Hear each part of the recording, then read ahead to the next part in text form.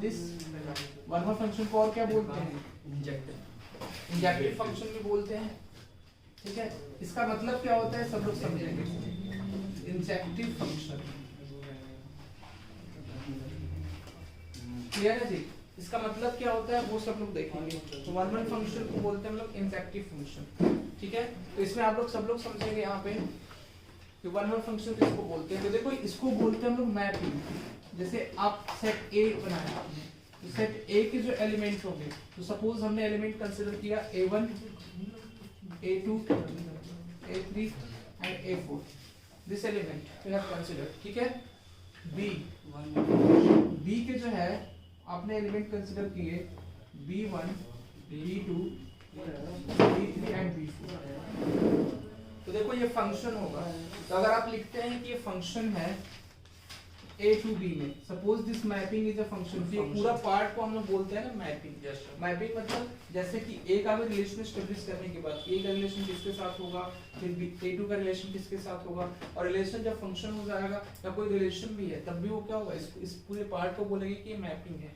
ठीक है, तो मैपिंग फॉर्म में मींस क्या, सेट को हम लोग रिप्रेजेंट कर रहे हैं इस तरह से, एक सर्कुलर फॉर्म में दोनों सेट को अलग अलग, और इसको एक दूसरे से इसका रिलेशन हम लोग बता रहे हैं। ठीक है, कि कैसा रिलेशन है और ये रिलेशन फंक्शन है कि नहीं है। ठीक है, तो A1 का रिलेशन देखोगे आप B1 के साथ, A2 का रिलेशन जो है वो B2 के साथ है, और A3 का रिलेशन जो है वो B3 के साथ है, A4 का रिलेशन जो है वो B4 के साथ है। क्लियर है सबको ये पॉइंट? तब देखो इस तरह से रिलेशन है इसका, तो ये फंक्शन होगा, ये रिलेशन फंक्शन होगा। It's it clear to all of you और नॉट? इसलिए कि किसी भी एलिमेंट सेट ए में जो भी एलिमेंट प्रेजेंट है सबका एक ही इमेज है सेट बी में, तो ये रिलेशन क्या होगा, फंक्शन होगा। क्लियर है सबको ये पॉइंट? अब ये रिलेशन फंक्शन तो है, लेकिन फंक्शन में कौन फंक्शन है? हमारे फंक्शन टोटल आते हैं 1 1। ठीक है, 1 1 के बाद होता है मेनी वन। ठीक है, 1 1 नाम से ही आपको क्लियर होना चाहिए। देखो इसको समझने का, 1 मींस ए, पहले वन के लिए A एंड दूसरे वन के लिए B। क्लियर है जी? पहले वन के लिए A एंड दूसरे वन के लिए B आपको लेना है। This point is clear to you और नॉट? तो पहले वन के लिए A, तो A में जो भी एलिमेंट्स होंगे, वन एलिमेंट, तो हर एक एलिमेंट का सेट B में जो इमेज होगा वो एक ही होना चाहिए।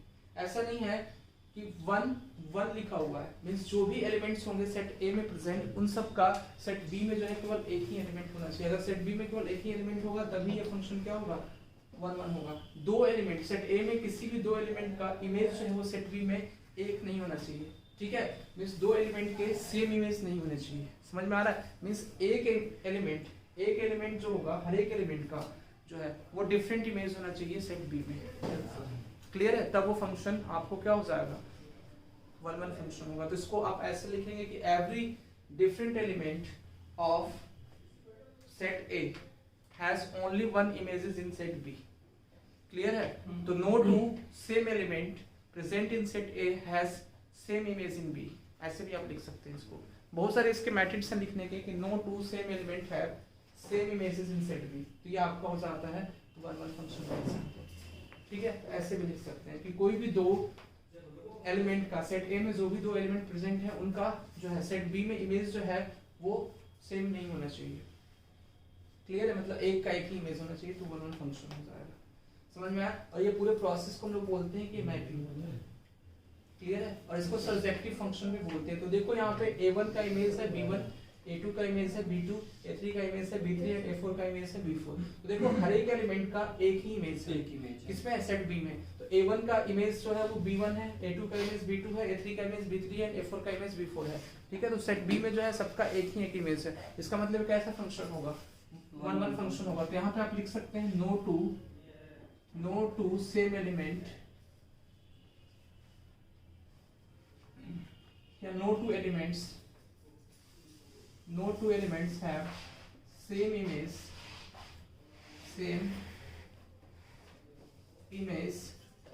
in set B। समझ में आया जी? कोई भी दो एलिमेंट का सेम इमेज नहीं होना चाहिए सेट B का। It means that you can write down this, every different element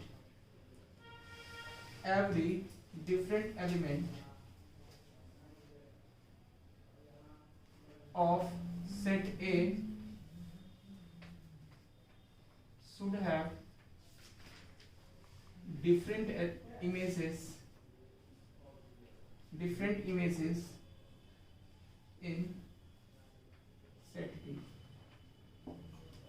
तो हर एक डिफरेंट एलिमेंट जो है सेट ए के, उनका क्या होना चाहिए, डिफरेंट इमेजेस होने चाहिए सेट डी में। ये पॉइंट क्लियर है सबको? इसमें किसी को डाउट? यस, आपको कोई डाउट इसमें क्लियर है? तो ये आपका हो जाएगा वन वन फंक्शन। तो इसमें एग्जांपल्स हम लोग देखते हैं। We have to take an example related to this. Example में आप देखोगे जैसे फॉर एग्जांपल आपने लिया f of x is equal to x, तो f of x is equal to x आपने लिया, और यहाँ पे आपका लिखा हुआ है f जो है वो a से b में फंक्शन है। क्लियर है? f of x is equal to x, तो f जो है वो a से b में फंक्शन है, और f of x is equal to x दिया हुआ है, और यहाँ पे दिया हुआ है r to r। a जो है वो क्या है, r to r, ऐसे भी दे दिया जाएगा आपको।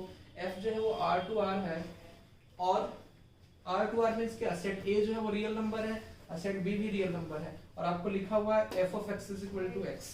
तो ये कौन सा फंक्शन होगा, वन वन फंक्शन होगा या इनटू फंक्शन होगा या कौन है? भले वन वन ही पढ़ रहे हैं, देखो ये वन वन फंक्शन होगा कि नहीं होगा, ये आपको चेक करना है। वन वन फंक्शन के लिए क्या करेंगे, x की वैल्यू आप पुट कर दो। x की वैल्यू अगर 1 पुट करोगे तो f of x कितना हो जाएगा, 1, तो f of 1 की वैल्यू भी 1 हो जाएगी। समझ में आ रहा है जी सबको? क्लियर है? Point is clear to all of you और नॉट? सर क्लियर है ना? देखो अगर x की वैल्यू आप 1 पुट करोगे तो देखो f of x की वैल्यू कितनी हो जाएगी, f of 1 is equal to 1 हो जाएगा। समझ में आया? f x की वैल्यू अगर आप 2 पुट कर रहे हैं f of 2 क्या हो जाएगा, ये भी 2 हो जाएगा। समझ में आ रहा है? तो मतलब देखो हर एक डिफरेंट वैल्यूज पे इसके जो वैल्यूज आ रहे हैं, x की आप डिफरेंट वैल्यू ले रहे हो, तो इस पे जो f of x की वैल्यू है वो भी डिफरेंट है। ठीक है, वो भी डिफरेंट आ रही है ना, तो इसका मतलब इसमें हर एक एलिमेंट जो भी प्रेजेंट है सबका क्या है, डिफरेंट इमेज है, मतलब एक ही इमेज है सेट बी में। इसका मतलब एक ऐसा फंक्शन होगा, वन वन फंक्शन हो जाएगा। समझ में आया सबको? ये पॉइंट समझ में आया? सेकंड नंबर, फर्स्ट नंबर आपका एग्जांपल हो जाएगा। Second number example you have to write down. अगर ऐसे लिखा जाए f of give me if I am writing here like this, कि f try to understand this point, यहाँ पे f n to n, n means what, natural number. तो a जो है वो सेट है किसका, नेचुरल नंबर का, तो a जो है वो नेचुरल नंबर का सेट है, और b जो सेट है वो भी नेचुरल नंबर का सेट है। तो f n to n, और आपको लिखा हुआ है f of x is equal to ax plus b, f of x is equal to ax plus b। तो ये कौन सा जो है वो फंक्शन होगा, वन वन फंक्शन होगा कि नहीं होगा, ये आपको चेक करना है।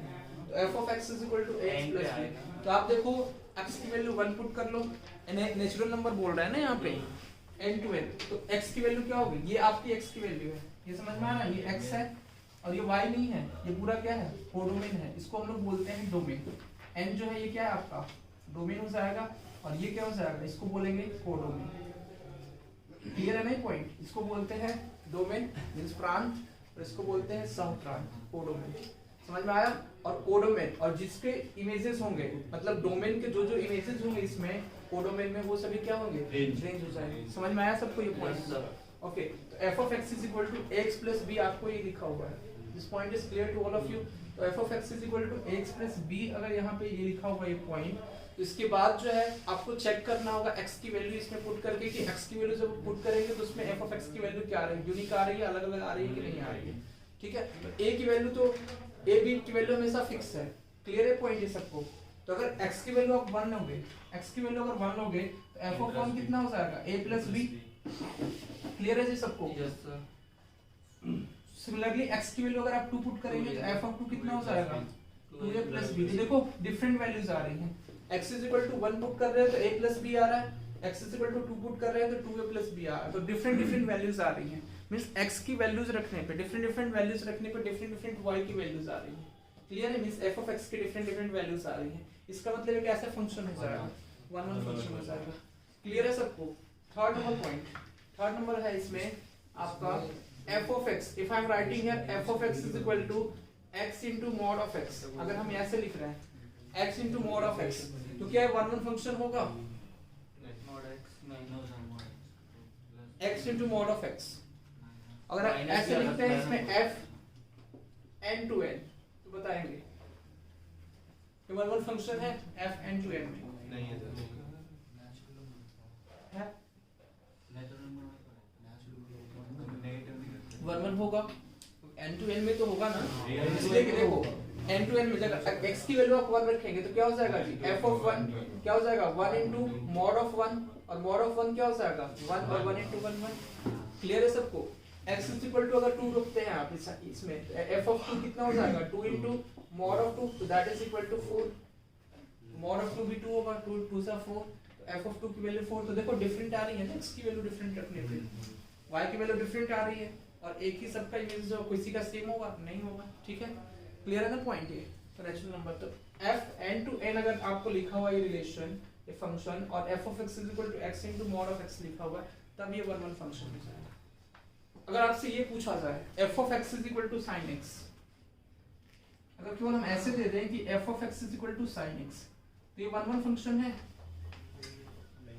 नहीं। पता है ना आपको x की बहुत सारी वैल्यूज पे जो है sin x की वैल्यू जो है वो -1 से 1 के बीच में ही आती है, पता है ना सबको? तो ये रिपीट होगी वैल्यू, रिपीट होगी ना, इसलिए जैसे देखो फॉर एग्जांपल ले लेते हैं हम लोग, जैसे sin 0 डिग्री की वैल्यू कितनी होती है 0, x की वैल्यू जब 0 डिग्री आप लोगे, x की वैल्यू जब आप 0 डिग्री लेंगे तो sin x मतलब f of x की वैल्यू कितनी हो जाएगी sin 0 0।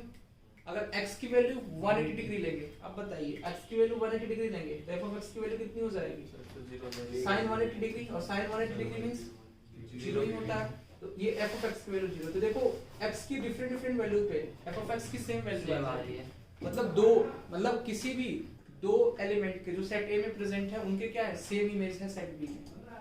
तो जब सेम इमेज हो जाएगा तो ये 1 1 फंक्शन नहीं होगा, एक ही एलिमेंट के एक इमेज होना चाहिए, डिफरेंट इमेजेस होने चाहिए। क्लियर है पॉइंट ये सबको? तो ये आपका हो जाएगा, ये जो f of x is equal to sin x function है, ठीक है, ये 1 1 फंक्शन नहीं है। लेकिन अगर ऐसा दिया जाएगा क्वेश्चन में, for example if I am giving here कि f of x, f जो है यहाँ से अगर आपको ऐसा दिया जाए x belongs to, ठीक है, ऐसे लिख लो x की वैल्यू अगर ऐसे दी जाए, समझ लो यहाँ पे 0 से π/2,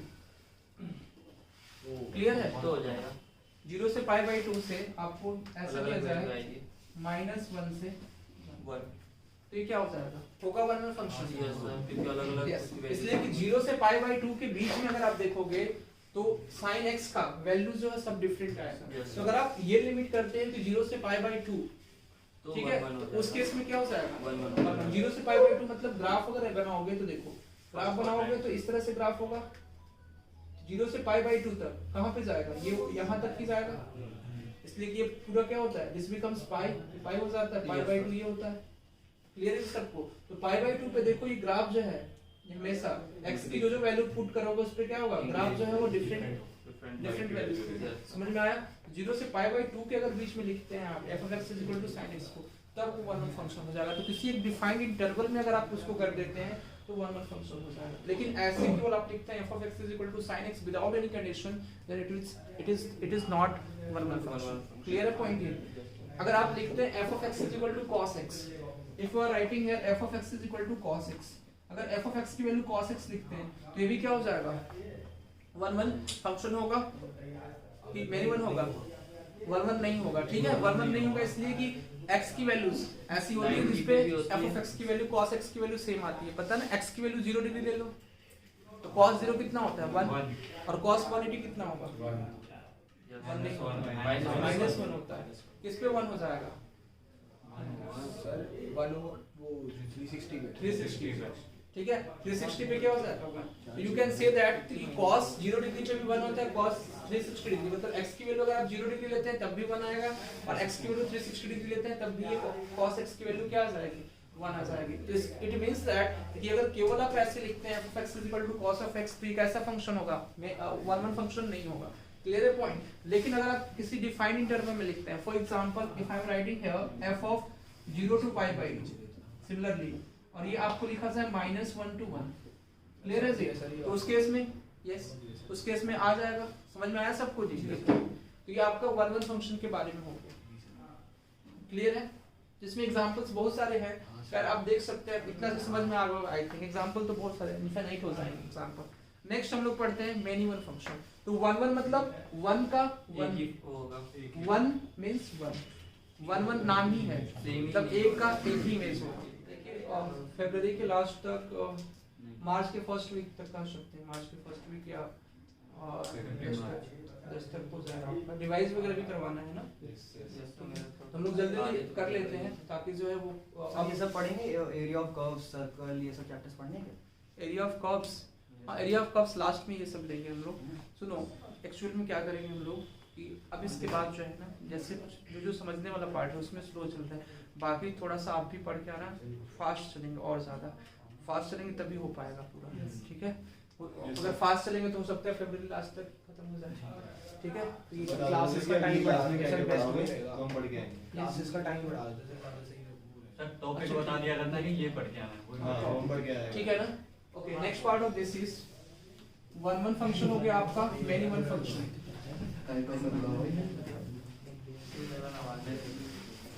मेनी वन फंक्शन में देखो जी f a to b,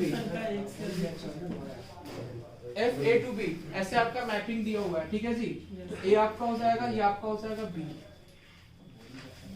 clear है। ये हो गया a और ये हो गया b। अब देखो इसमें एलिमेंट हो जाएंगे a1 a2 a3 a4 up to so on। ये हो जाएगा आपका देखो a5, 5 एलिमेंट ले लो, इसमें हो जाएगा b1 b2 b3 और b4, क्लियर है जी। तो इसमें देखो मैपिंग में दो एलिमेंट के सेट A में जो प्रेजेंट हैं एलिमेंट्स, उनके दो एलिमेंट्स के सेम इमेज हो जाएंगे सेट B में। तो ये देख सकते हैं आप, इस तरह से जो है वो दो इमेजेस हो गए, मतलब सॉरी दो एलिमेंट्स के सेम इमेजेस हो गए। तो दो एलिमेंट के मींस मेनी वन, मेनी के एक ही इमेज होंगे, समझ में आया, नाम से ही समझ में आ रहा है कि many one. Many means set A का एलिमेंट मेनी का एक ही इमेज हो जाएगा सेट B के एलिमेंट का, तो आपका हो जाएगा मेनी वन फंक्शन, क्लियर है जी। तो A1 A में जो प्रेजेंट होंगे सर 3-4 के भी एक ही इमेज हो सकती है। ऐसा भी हो सकता है कि 3-4 के भी इमेज एक हो सकते हैं, ये आपका फंक्शन हो जाएगा। For example you can take here कि A1 A2 A3 या ऐसे ले लो, आप कोई नंबर ले लो 1 2 3 4 5, ठीक है। और ये आप यहाँ पे ले लो A और B, ठीक है जी।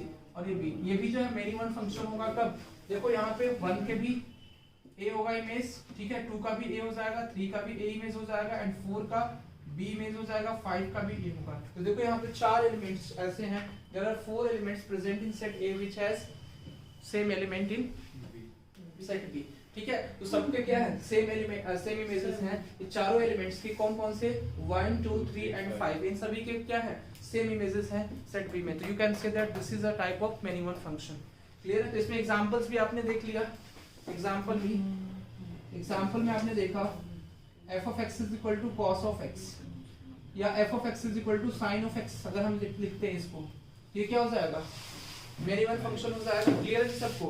नेक्स्ट हो जाएगा आपका example f of x is equal to mod of x, अगर ये आप f of x is equal to mod of x लिखते हैं तो भी क्या हो जाएगा मेनी वन फंक्शन हो जाएगा, क्लियर है आपको ये point. f of x is equal to mod of x भी क्या हो जाएगा मेनी वन फंक्शन हो जाएगा। कैसे, तो अब ग्राफ वाइज भी हम लोग देखेंगे, ग्राफ वाइज। ये आपको इतना समझ में आया सब लोगों को, ग्राफ वाइज हम लोग देखते हैं, समझ में आया ना सबको। ये कैसे होगा मेनी वन, समझ में आया। f of x is equal to cos x, इसलिए कि x की वैल्यू अगर 0 लोगे और x की वैल्यू 360 डिग्री लोगे तब भी दोनों केस में f of x की वैल्यू 1 आएगी, तो इसलिए मेनी वन फंक्शन हो जाएगा। f of x is equal to mod of x का ग्राफ इस तरह से बनता है कि आप देख सकते हो, this is your x, this is your y and this is your negative of x, this is your negative of y, clear है जी। ये आपका हो जाएगा f of x is equal to mod of x। This point is clear to all of you or not? तो f of x is equal to mod of x, ये आपका part हो जाएगा। अब इसमें देखो f of x is equal to mod of x जो है, अब x की दो वैल्यूज पे y की जो है f of x की वैल्यू सेम आएगी। देखो कैसे, यहाँ पे भी देखो सेम आएगी y की वैल्यू और यहाँ पे भी x की वैल्यू पे ये भी सेम आएगी, ठीक है जी। तो y की वैल्यू देखो, x की दो वैल्यू पे y की सेम वैल्यू आ रही है इस पॉइंट पे, इसका मतलब ये कैसा फंक्शन हो जाएगा मेनी वन फंक्शन हो जाएगा। आप देख सकते हैं कि x की वैल्यू अगर आप 2 पुट करेंगे तब भी f of x की वैल्यू 2 आएगी और -2 पुट करेंगे तब भी क्या आ जाएगा 2 ही आएगा। x की वैल्यू अगर आप 2 पुट करेंगे तब भी f of x की वैल्यू कितनी आ जाएगी mod of 2 x की वैल्यू अगर आप -2 पुट करते हैं तो what would be the value of this, mod of -2 becomes 2। This point is clear to all of you और नॉट, सबको समझ में आया। Next point of this is होता है इनटू फंक्शन। सर इसका नाम सब्जेक्ट होता है क्या? नहीं नहीं सब्जेक्टिव इसको नहीं बोलते, ठीक है, इसका मिनिमम फंक्शन ही नाम है। Next is into function, into function में देखोगे और ऑन टू फंक्शन में देखोगे, ठीक है, समझ में आया ये आप सब लोगों को। तो इनटू और ऑन टू, ठीक है, ये हम लोगों को देखना है। इनटू फंक्शन में क्या होता है कि जो कोडोमेन होता है वो रेंज के इक्वल नहीं होता है, और ऑन टू में होता है कोडोमेन जो है वो रेंज के इक्वल हो जाता है। देखते हैं कैसे, ये आपका हो जाएगा into function and next part of this is onto function.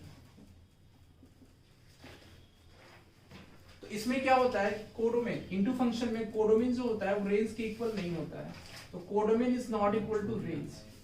इसी फंक्शन में कोडोमेन जो है, देखो यहाँ पे कोडोमेन जो है वो रेंज के इक्वल है, नहीं है, समझ में आ रहा है। तो ये यहाँ पे देखो कोडोमेन जो है वो रेंज के इक्वल है, तो जब कोडोमेन रेंज के इक्वल हो जाएगा तो कैसा फंक्शन हो जाएगा, ऑन टू फंक्शन, ठीक है। और जब कोडोमेन रेंज के इक्वल नहीं होगा तो ये हो जाएगा इनटू फंक्शन। समझ में आया सबको। इसमें हम लिखेंगे codomain is not equal to range, and इसमें हो जाएगा codomain is equal to range.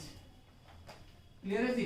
तो कोडोमेन जो होगा वो रेंज के इक्वल हो जाएगा, तो आपका हो जाएगा ऑन टू फंक्शन, और कोडोमेन जिसमें रेंज के इक्वल नहीं होगा वो आपका हो जाएगा इनटू फंक्शन। क्लियर है। इसमें एग्जांपल में देख लो, this is set A, this is set B, ठीक है जी, और ये फंक्शन हो जाएगा सेट ए से बी में। क्लियर है पॉइंट सबको। तो देखो ये a1 a2 a3 और आप लिख लो इसको a4 और a5, ठीक है। ये हो जाएगा b1 b2 b3 b4। इसमें जो इमेजेस आप बनाएंगे, इमेजेस अब देखना है आपको इनटू और ऑन टू, ठीक है, इनटू और ऑन टू। तो यहाँ पे देखो कोडोमेन जो है, कोडोमेन क्या है b1 b2 b3 b4, लेकिन रेंज यहाँ पे क्या है, रेंज हो जाएगा b1 b2 b3। तो कोडोमेन जो है वो रेंज के इक्वल नहीं है, रेंज डिफरेंट है और कोडोमेन डिफरेंट है, ठीक है।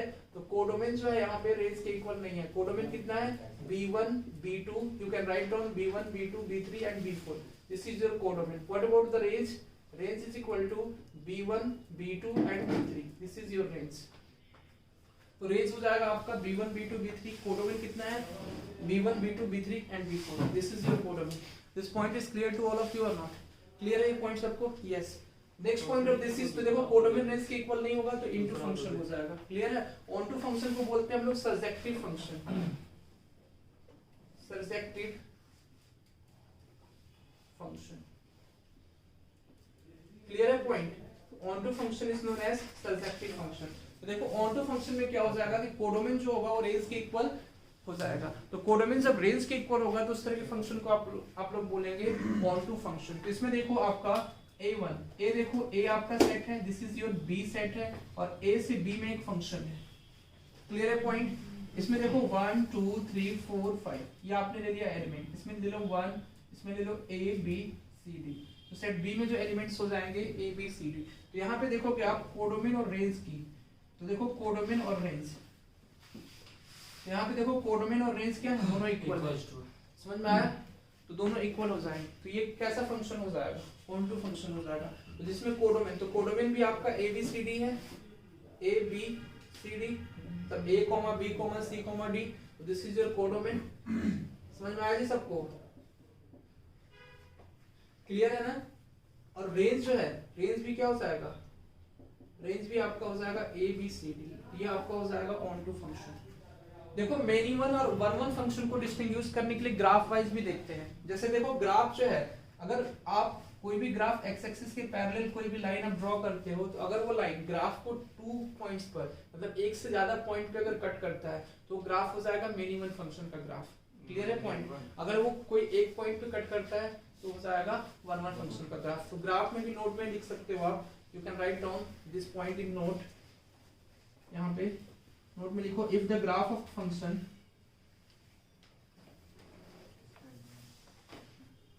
ठीक है,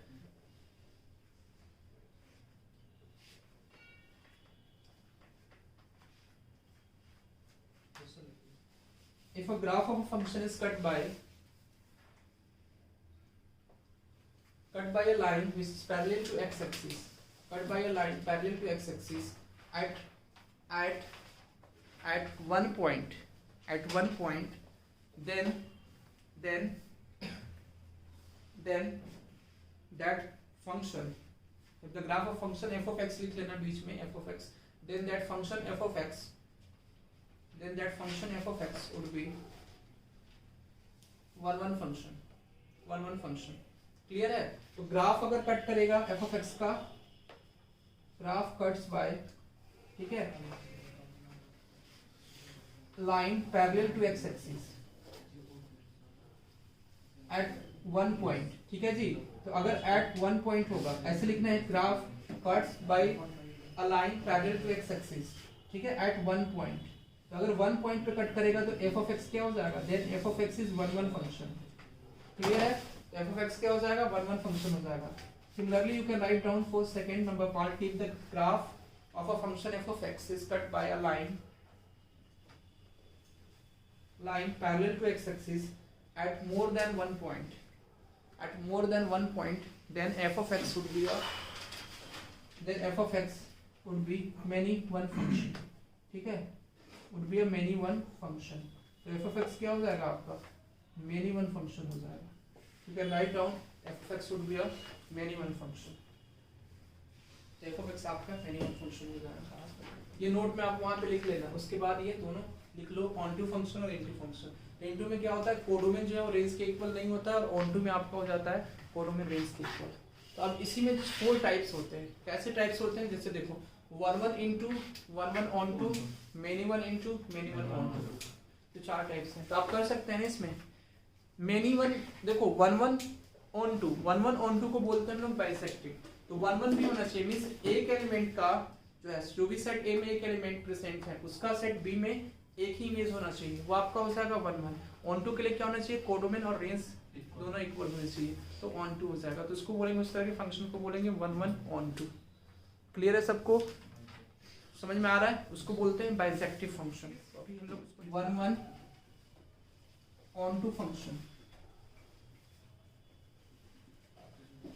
1 1 ऑनटू फंक्शन को बोलेंगे हम लोग bijective function. You can say that bijective function. Clear है जी सबको? 1 1 ऑनटू में इसमें क्या होगा, कोडोमेन जो है वो रेंज के इक्वल हो जाएगा। तो 1 1 के लिए क्या होना चाहिए, एक ही इमेज होना चाहिए, वन इमेज। और ऑनटू के लिए होना चाहिए आपको इसमें codomain is equal to range. Codomain अगर रेंज के इक्वल हो जाएगा तो ये आपका ऑनटू फंक्शन हो जाएगा। क्लियर है जी? तो this is 1 1 onto function. This point is clear to you और नॉट? देखो ये आपका ए हो जाएगा, this is point A set, this is your B set. Clear है पॉइंट? तो ये आपका ए सेट हो जाएगा, ये हो जाएगा बी सेट। देखोगे A B C D, A B C D आपके क्या है, इसमें 4, ठीक है। और ये हो जाएगा 1 2 3 and 4। You can write down this. A का देखो एक इमेजेस होगा, बी का भी एक इमेज होगा, सी का भी एक इमेज होगा और डी का भी एक इमेज होगा। तो यहाँ पे देखोगे ए का हर एक एलिमेंट जो भी प्रेजेंट है सेट ए में, उन सभी का एक ही इमेज है सेट बी में। ए का भी एक इमेज है, बी का भी एक इमेज है, and you can say that C का भी 1 इमेज है एंड डी का भी 1 इमेज है सेट बी में। क्लियर है सबको ये point? This point is clear to all of you और नॉट? तो देखोगे आप इस डी का जो है वो 1 इमेज इसमें है सेट बी में। This point is clear to all of you? Okay, next point of this is कि what about the codomain and range? Codomain, if you talk about the codomain, तो codomain of set B is equal to 1 2 3 4, it is given। तो codomain is equal to what is given? Codomain is equal to 1 2 3 4, it is given।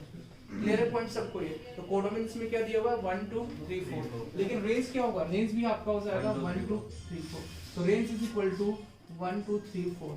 Then we can see that this function is a type of 1 1 onto function, means this is a bijective function. तो you can see that ये क्या होगा आपका bijective function हो जाएगा।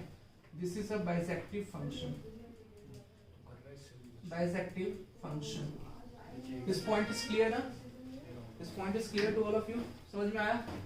Similarly you can से 1 1 into के बारे में आप बता सकते हैं। 1 1 इनटू में क्या होगा, बस कोडोमेन रेंज के इक्वल नहीं होगा, फिर many one onto many one into. सब लोग ड्रॉ करेंगे जल्दी से, उसके बाद इसके ऊपर क्वेश्चन करेंगे। 1 1 इनटू फंक्शन, 1 1 इनटू फंक्शन। तो 1 1 इनटू फंक्शन में देखोगे 1 1 मींस 1 इमेजेस होने चाहिए सेट ए में हर एक एलिमेंट का, सेट बी में। और into means codomain is not equal to range.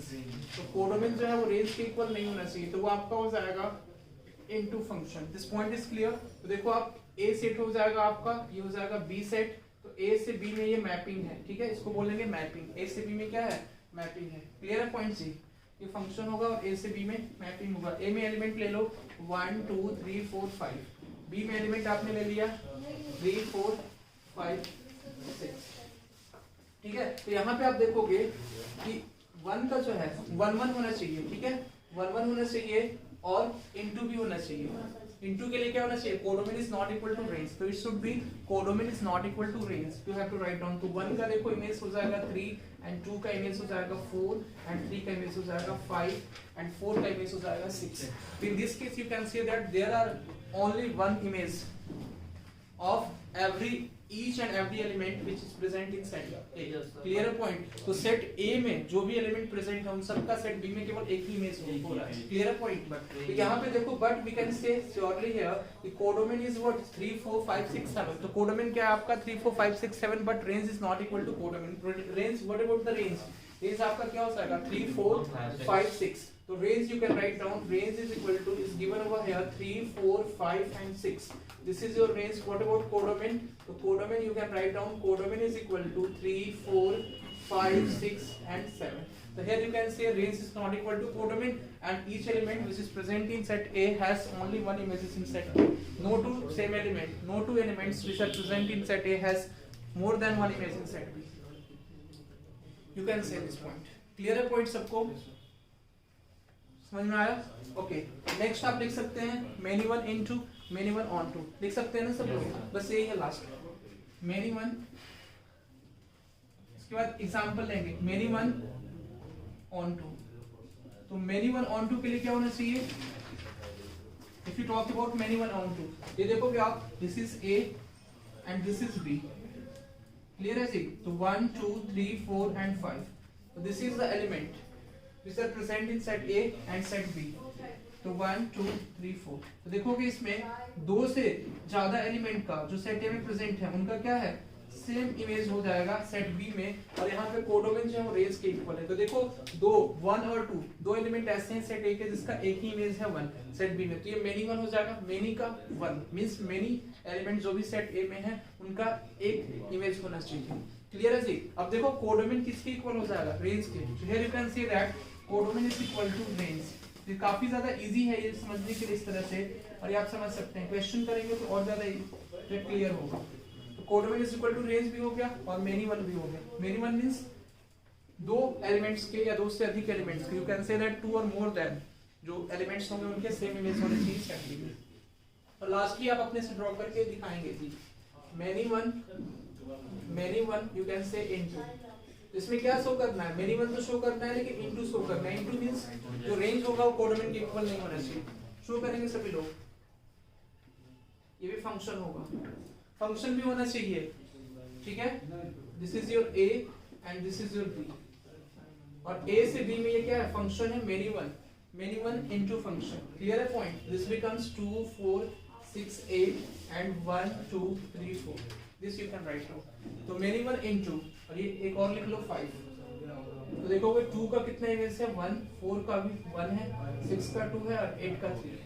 Clear है सबको? यहाँ पे भी देखो दो एलिमेंट्स जो प्रेजेंट है सेट A में उसका एक इमेज है। ये कैसे हो जाएगा, मेनी वन इनटू फंक्शन। इसको ड्रॉ कर लो जल्दी से फास्ट। मैपिंग से समझ में काफी ज्यादा क्लियर आता है, आ रहा है ना समझ में? तो इसलिए हम आपको मैपिंग का जो है यूज करते हैं यहाँ पे। आपको समझ में आ रहा है? सबको समझ में आ रहा है? मैपिंग से इजी होता है इसको समझना, इसलिए हम आपको मैपिंग से बताएं। आप क्वेश्चन इसके ऊपर करेंगे, जल्दी लिखिए इसको।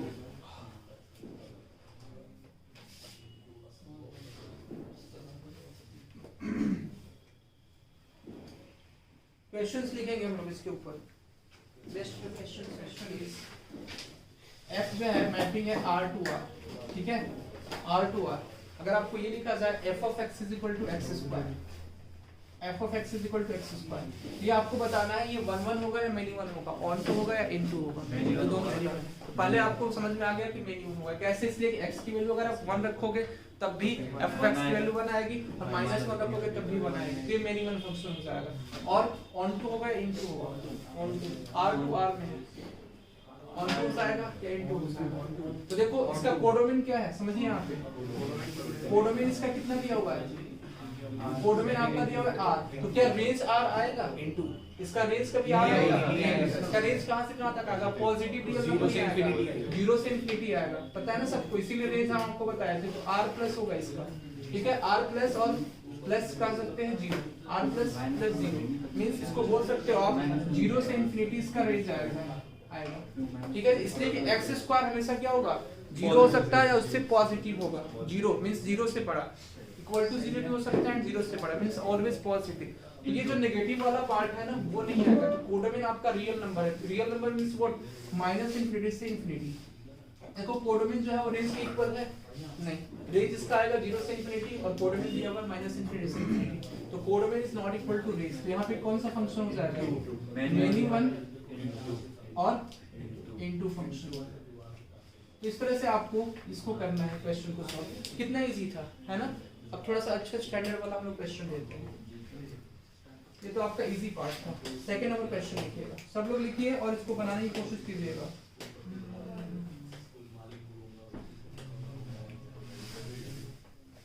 हाँ जी, सब लोग बनाएंगे। अच्छा क्वेश्चन लेते हैं हम लोग।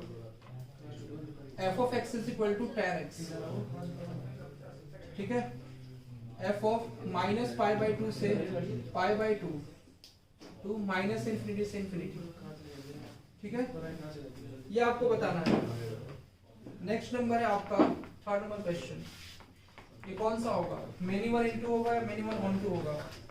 1 1 भी बताना है, ठीक है। f r to r, f of x is equal to x minus 1, x minus 2, x minus 3, ठीक है। ये बताना है आपको। Next part of this is fourth number question. f 0 से इंफिनिटी, ये हो जाएगा 0 से 2। ये आपको दिया हुआ है, is defined by f of x is equal to 2x upon 1 plus x square, 1 plus x दिया हुआ है, 2x upon 1 plus x। तो आपको बताना है then f is fifth number question. सब लोग बनाएंगे इसको साथ साथ में जी। The function f belongs to minus infinity से माइनस 1 और ये हो जाएगा 0 से e की power 5 is defined by, e की पावर 5 भी इंक्लूड है, is defined by f of x is equal to e की power x cube minus 3x plus 2 is, ये कौन सा फंक्शन होगा, ठीक है जी।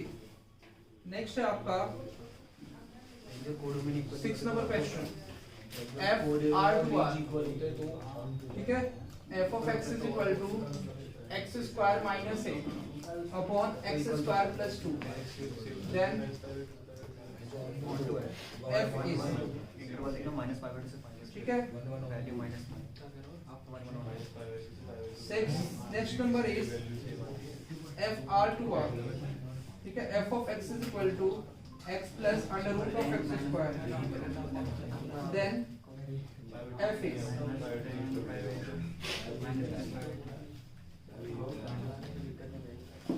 हाँ जी ये क्वेश्चंस हैं रिलेटेड इससे। तो आपको बताना है कौन 1 1 है, ऑन 2 है, ठीक है, और इन 2 है। मतलब 1 1 मेनी वन भी बताना है, ठीक है, और ऑन 2 इन 2 में बताना है, दोनों सब में। आपका जो डाउट था वो भी दे देना है। सर थर्ड में इवन है ऑड फाइंड करना हो तो क्या होगा, क्या सर थर्ड में अगर इवन या ऑड फंक्शन फाइंड करना हो तो थर्ड में इवन और ऑड फाइंड आउट करना होगा। तो ये इवेंट कहाँ से होगा, देखो जी, ट्राई टू अंडरस्टैंड हियर।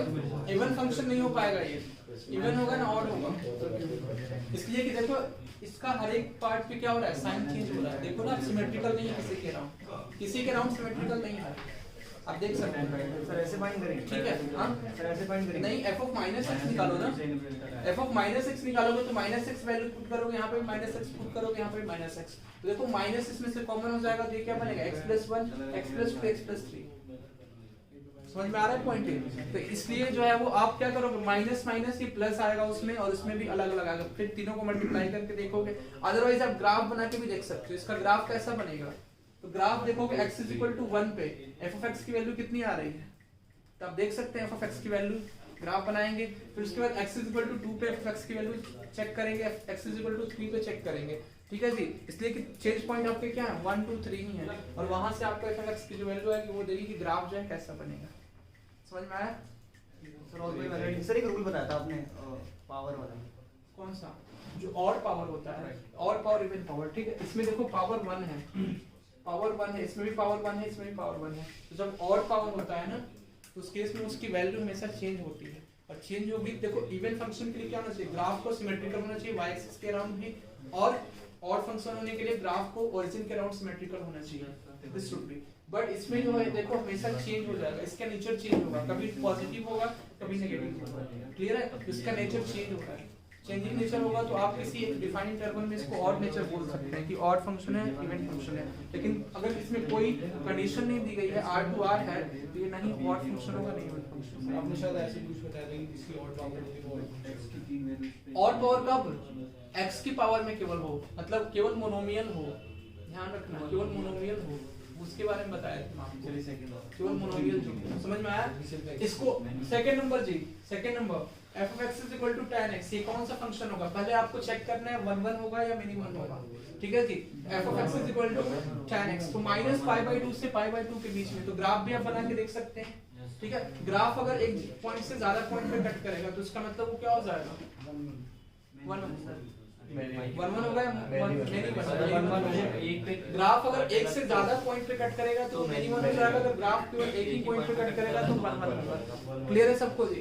अब देखो -∞ से -π/2 से π/2 तक दिया हो, तो देखो -π/2 से π/2 ये कौन सा इंटरवल है, ये आप चेक कर सकते हैं इसको। This is your x, this is your y, this is your negative y, clear है? तो x से y की तरफ, तो 0 से π/2 हो जाएगा, -π/2 से यही तो होगा। दिस इज योर -π/2 से π/2 से, ये पार्ट क्लियर है ना? ये -π/2 से π/2 तक हुआ। समझ में आया सबको? This point is clear to all of you और नॉट? देखो -π/2 से π/2 तक ये पार्ट हुआ। अब देखो ये फोर्थ क्वाड्रेंट में और ये फर्स्ट क्वाड्रेंट में, तो आपको ऑब्वियस सी बात है कि फोर्थ क्वाड्रेंट में जो भी वैल्यूज आएंगी वो हमेशा नेगेटिव आएंगी। tan x क्या होता है? नेगेटिव होता है, और ऊपर में पॉजिटिव वैल्यू आएगी, तो कभी सेम हो ही नहीं सकता। सेम हो सकता है वैल्यू? नहीं। तो कैसा फंक्शन होगा? 1 1 होगा या मिनिमम होगा? 1 1। ये पॉइंट क्लियर है ना? क्लियर है ना आपको? यस। तो ये 1 1 फंक्शन हो जाएगा, 1 1 फंक्शन। क्लियर है जी? अब आपको चेक करना है इनटू या ऑनटू। तो इनटू और ऑनटू के लिए क्या होना चाहिए? कोडोमेन रेंज के अगर इक्वल हो जाए तो वो ऑनटू फंक्शन हो जाएगा, अगर कोडोमेन रेंज के इक्वल नहीं होगा तो इनटू फंक्शन हो जाएगा। क्लियर है सबको जी? अब इसमें देखो कोडोमेन इसका क्या है? रियल नंबर है, -∞ से ∞, तो क्या इसमें -∞ से ∞ तक वैल्यूज आएंगी? आएंगी। आप चेक कर सकते हैं, देखो ग्राफ से भी ये, ग्राफ से ये चीज ज्यादा आपको एनालाइज हो जाएगा अच्छा से। This is your -x, this is your +y and this is your -y, ठीक है? ये 0 हो जाएगा, π/2 हो जाएगा, और ये हो जाएगा आपका -π/2। ग्राफ अगर इसका बनाना आप जानते हैं तो उससे और ज्यादा क्लियर हो जाएगा। तो देखो ये देखो आपका π/2 पे ये इंफिनिटी की तरफ जाता है, और -π/2 पे -∞ की तरफ जाता है, ठीक है? तो सभी रियल नंबर वैल्यूज लेना चाहिए। तो 0 से अगर ग्राफ बढ़ाते हैं इस तरह से ग्राफ इसका बनता है, ठीक है जी? ग्राफ बनता है ना, ये पॉइंट समझ में आ रहा है? और tan का ग्राफ इधर से ये जो है इस तरह से बनता है graph, you can say that. तो ये -∞ के टुवर्ड्स जाता है और ये ∞ के टुवर्ड्स जाता है। तो ∞ के टुवर्ड्स जाएगा तो ये y ही तो है, रेंज ही तो है, तो ये ∞ मींस -∞ से ∞ तक इसकी रेंज हो जाएगी। क्लियर है? -π/2 से π/2 के बीच में, यानी कोडोमेन यहाँ पर रेंज के इक्वल हो जाएगा, और कोडोमेन जब रेंज के इक्वल हो जाएगा सर नहीं होगा सर, क्लोज ब्रैकेट कहाँ पे? इसमें -π/2 और π/2, तो -π/2 पे π/2 पे वैसे भी क्लोज ब्रैकेट नहीं होगा ना। π/2 पे क्या हो जाएगा? इनफाइनाइट वैल्यू आएगी ना, तो क्लोज ब्रैकेट क्यों करेंगे हम? अनडिफाइंड हो जाएगा ना ये फंक्शन, फंक्शन ही फिर नहीं होगा ना। π/2 पे अगर क्लोज ब्रैकेट कर देंगे तो tan π/2 कितना हो जाएगा? इनफाइनाइट, और इनफाइनाइट पे कभी क्लोज ब्रैकेट नहीं होता है, आपको पता है ना?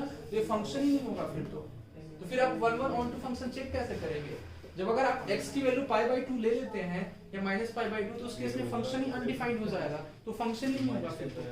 पहले कोई भी रिलेशन को, कोई भी फंक्शन को ऑनटू या इनटू होने के लिए पहले फंक्शन होना जरूरी है। तो अगर आप π/2 ले तो x की वैल्यू अगर आप π/2 लेंगे तो फंक्शन ही नहीं होगा ना, फिर डिफाइंड ही नहीं होगा। इस x पे y की वैल्यू डिफाइंड ही नहीं होगी, y क्या हो जाएगा? अनडिफाइंड हो जाएगा ना।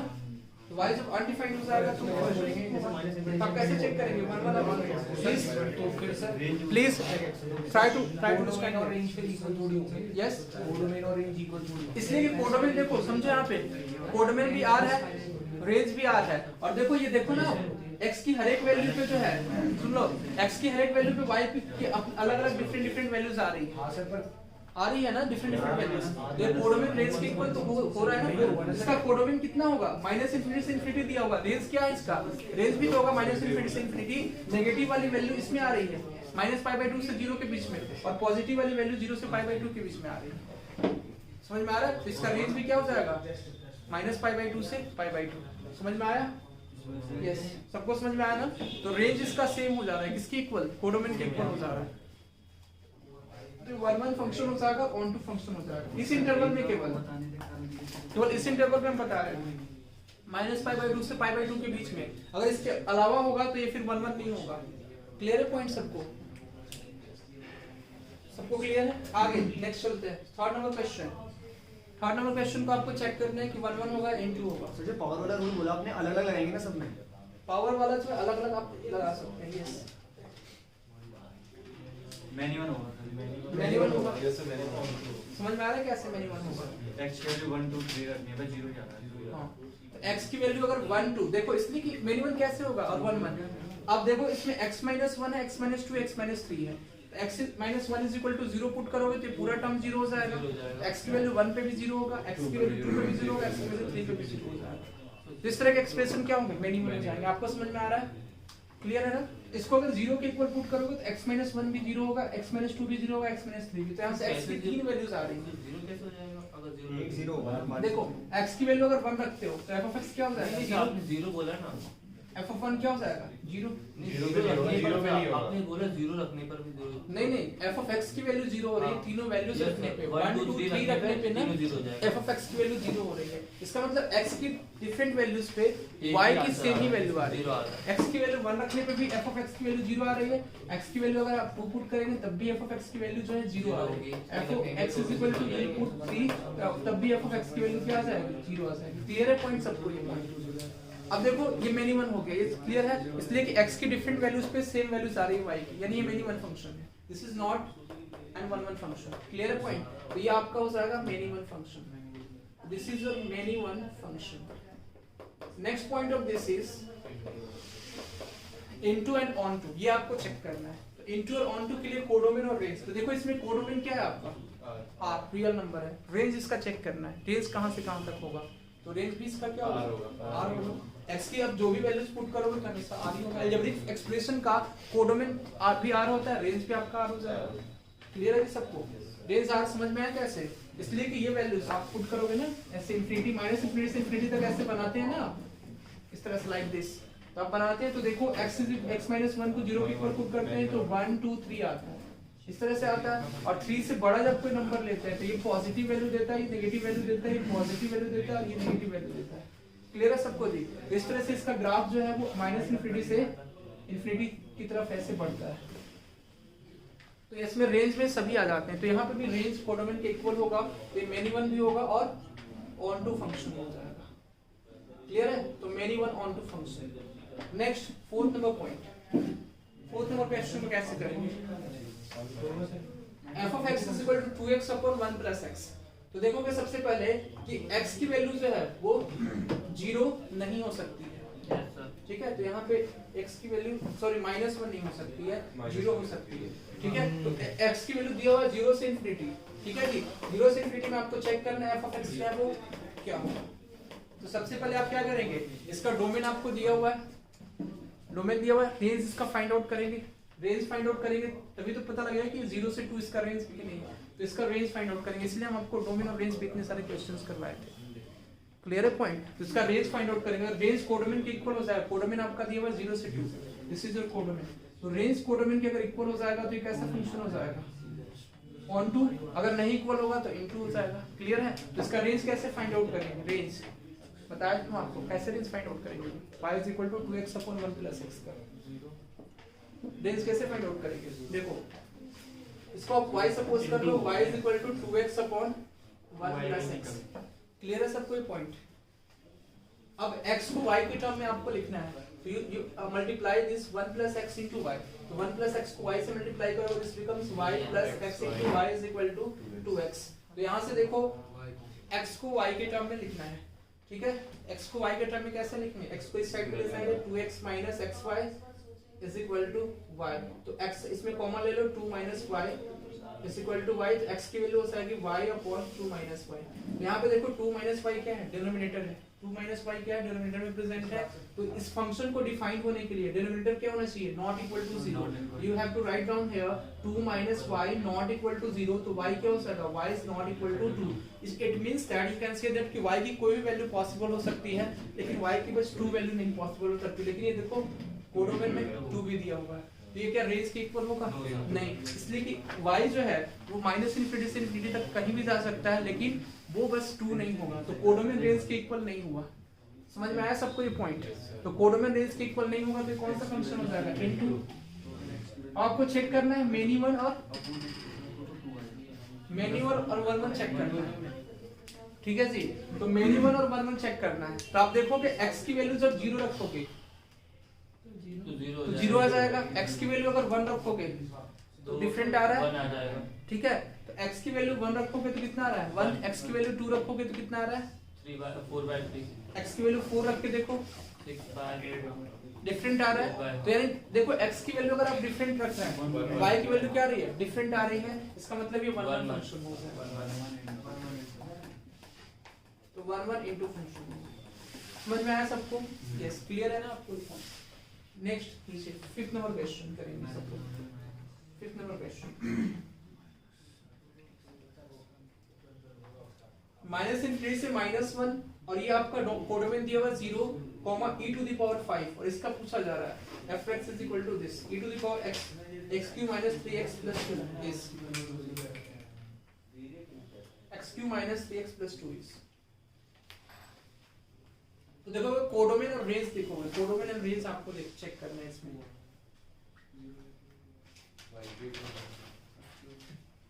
कोडोमेन और रेंज चेक करना है, तो कोडोमेन आपका 0 से e टू द पावर 5 तक दिया हुआ है, रेंज क्या हो जाएगा, रेंज x³ - 3x + 2 है, ये कहां से कहां तक हो जाएगा, इसका रेंज आपको फाइंड आउट करना होगा, x³ - 3x + 2। तो देखो try to understand here, x³ - 3x + 2 ये कहां से कहां तक हो जाएगा, 1 से 2।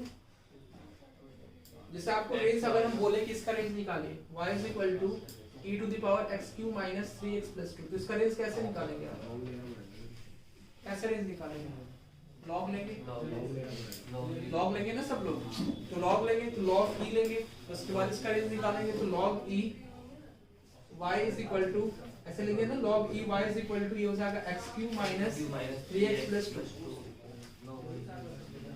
अब देखो कोई भी क्यूबिक इक्वेशन होता है, उसका रेंज कहां से कहां तक होता है, उसका रेंज कहां से कहां तक होगा बताइए। इसका रेंज जो है वो -∞ से ∞ तक होता है, इसका रेंज जो है -∞ से ∞ तक होता है, ये ध्यान रखना। कोई भी क्यूबिक इक्वेशन होगा उसका रेंज जो होता है वो -∞ से ∞ के बीच में लाई करता है, रेंज, ठीक है, क्लियर है ना सबको ये पॉइंट। लेकिन आपको -∞ से -1 x की वैल्यू पूछा जा रहा है, इसमें x की वैल्यू क्या कहां से कहां तक दे रहा है, -∞ से -1 तक। तो सबसे पहले -1 रख के देख लो इसकी वैल्यू कहां आ रही है, तो ये आपको देखोगे -1 अगर रखोगे समझो तो -1 ये हो जाएगा -1 + 3 + 2 कितना आ रहा है, ये 4 आ रहा है, क्लियर है। तो इसका रेंज कितना हो जाएगा e टू द पावर 4, मतलब मैक्सिमम जो होगा e to the power 4, infinity रखने पे ये क्या हो जाएगा 0, इनफिनिटी रखने पे तो 0 होगा, लेकिन मैक्सिमम 1 रखने पे कितना आएगा, अगर इसमें 1 रखोगे x की वैल्यू सॉरी -1 रखने पे कितना आ रहा है आपका 4 आ रहा है इसकी वैल्यू, तो ये 0 से कहां तक जाएगा e टू द पावर 4 तक जाएगा। समझ में आ रहा है सबको, -∞ रखोगे ना इसमें तो ये e to the power something -∞ का टर्म आएगा। देखो जैसे आप -∞ इसमें रखोगे तो f(x) = e to the power -∞ आएगा, और e टू द पावर -∞ क्या हो जाएगा 1/e टू द पावर ∞, और e टू द पावर ∞ मतलब कोई भी नंबर, ठीक है, बेस में है और बेस में 1 से अगर बड़ा है और उसका पावर ∞ है तो ∞ ही हो जाता है। e की वैल्यू क्या होती है 2.71 2.71 की पावर इंफिनिटी अगर आप लिखेंगे e to the power infinity है, ये एक्चुअल में क्या लिखा है 1/2.71 की पावर इंफिनिटी ये लिखा हुआ है। और जब भी बेस जो है वो 1 से बड़ा होगा और उसकी पावर इंफिनिटी होती है तो उसका आंसर इनफाइनाइट ही हो जाता है, तो 1/इनफाइनाइट, इसका आंसर क्या हो जाएगा 0। तो देखो इसकी मिनिमम वैल्यू जब e की पावर मतलब x की वैल्यू जब आप माइनस इनफिनिटी रख रहे हैं तो माइनस इनफिनिटी रखेंगे तो ये पूरा माइनस इनफिनिटी ही हो जाएगा और e to the power minus infinity क्या हो जाएगा 1/e to the power infinity. इसको इस तरह के क्वेश्चन हम लिमिट में भी करेंगे इस तरह से, ठीक है। 1/2.71 e की वैल्यू कितनी होती है 2.71 2.71 की पावर इनफिनिटी दिस बिकम्स 1/इनफिनिटी 1/इनफिनिटी क्या हो जाएगा 0। समझ में आया? इसका मिनिमम वैल्यू हो जाएगा 0, मैक्सिमम वैल्यू कैसे x -1 रखने पे तो -1 इसमें रखोगे तो e टू द पावर 4 आ रहा है, 5 नहीं आ रहा है ना, चेक कर लो -1 माइनस ऑफ ये हो जाएगा +3 और +2, ठीक है। हाँ 4 आ रहा है, क्या नहीं समझ में आया बताइए? कौन सा यहाँ से नहीं आया, ये वाला पार्ट नहीं आया।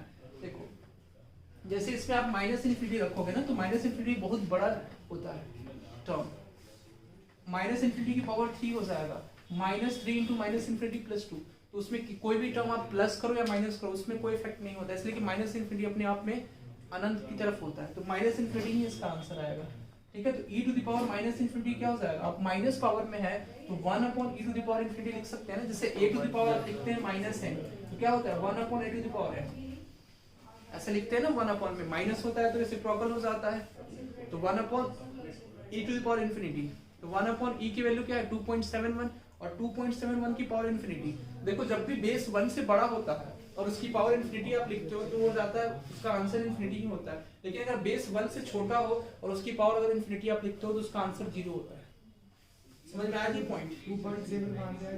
यस e की वैल्यू होती है e की वैल्यू 2.71 होती है, ये एक्सपोनेंशियल फंक्शन होता है, e की वैल्यू 2.71 होती है और 2.71 की पावर इनफिनिटी, ये बेस जो 1 से बड़ा है इट इज ग्रेटर देन 1, तो उस केस में इसका आंसर हो जाएगा इनफिनाइट, तो 1/इनफिनाइट कितना हो जाएगा 0।